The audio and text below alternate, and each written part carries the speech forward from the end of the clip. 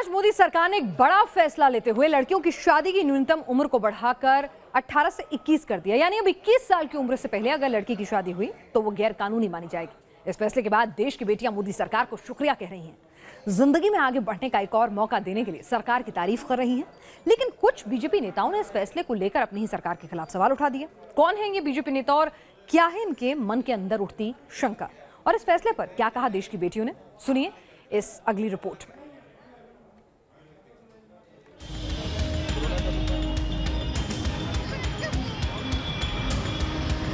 Actually अगर लड़कियों की एज 21 कर दी जाएगी तो उनको पढ़ने में इजीली रहेगा। मैं इस प्रस्ताव से बिल्कुल सहमत हूँ। इसकी वजह से एक एजुकेशन उनको मिल सकेगी और फिर फर्दर वो अपने लिए एटलीस्ट स्टैंड ले पाएंगी। मेरे हिसाब से तो बहुत अच्छी चीज़ है कि हर चीज़ में अगर इक्विवेलेंट रखा है तो इसमें भी रखा जाए।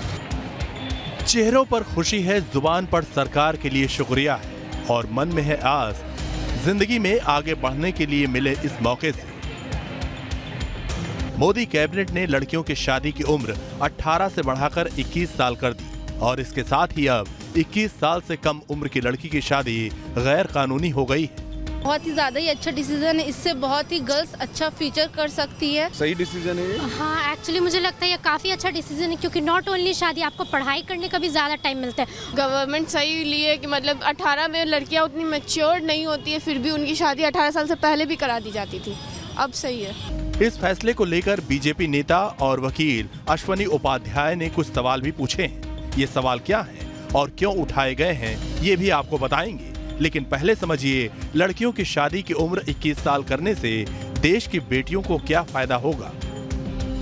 इस फैसले के बाद देश में लड़के और लड़कियों की शादी की उम्र एक हो जाएगी, यानी 21 साल, जो लड़के और लड़कियों के बीच भेदभाव को खत्म करेगा। कम उम्र में शादी और बच्चे हो जाने से माँ और बच्चे के शारीरिक और मानसिक विकास पर असर पड़ता है। शादी की उम्र बढ़ने से ये दिक्कत भी खत्म हो जाएगी। शादी की उम्र 21 साल होने से प्रसूता मृत्यु दर यानी बच्चे को जन्म देते वक्त मां की मौत का आंकड़ा भी नीचे आएगा। और सबसे बड़ी बात कि शादी की उम्र बढ़ाने से लड़कियों को पढ़ने और प्रोफेशनल जिंदगी में आगे बढ़ने के लिए ज्यादा वक्त और मौका मिलेगा।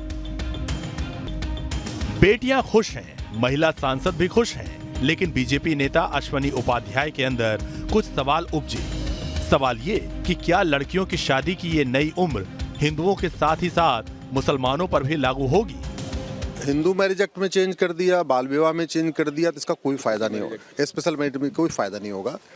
अगर हमारी मुस्लिम बेटियों की शादी की उम्र बढ़ाई नहीं गई, जो उनकी अभी 9 साल है, तो फिर तो कोई फायदा नहीं हुआ। वो आगे कैसे आएंगे? और ये तो सरासर संविधान का उल्लंघन आज की डेट में हो रहा है। अगर ये कानून बना और फिर से मुस्लिम समुदाय को छोड़ दिया गया तो ये गैर संवैधानिक कानून होगा।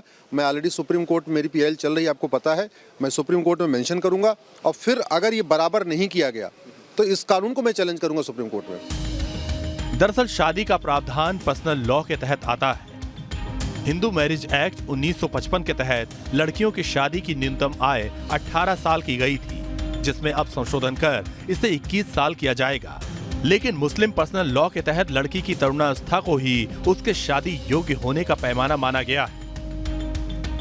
अश्वनी उपाध्याय घटती बढ़ती आबादी का हवाला दे रहे हैं, लेकिन अगर मुस्लिम पर्सनल लॉ के हिसाब से ही मुस्लिम लड़कियों की शादियां होती रहेंगी तो बेटियों को आगे बढ़ने का मौका देना जैसे टारगेट पीछे छूट जाएंगे। इसके साथ दूसरा सच ये भी है कि मुस्लिम पर्सनल लॉ के नियम या यूं कहें कि कायदों को भी सिरे से नकारा नहीं जा सकता। यानी मुस्लिम लड़कियों के मामले में यह फैसला किस तरह लागू होगा या लागू होगा भी नहीं, इसे लेकर अभी कुछ नहीं कहा जा सकता।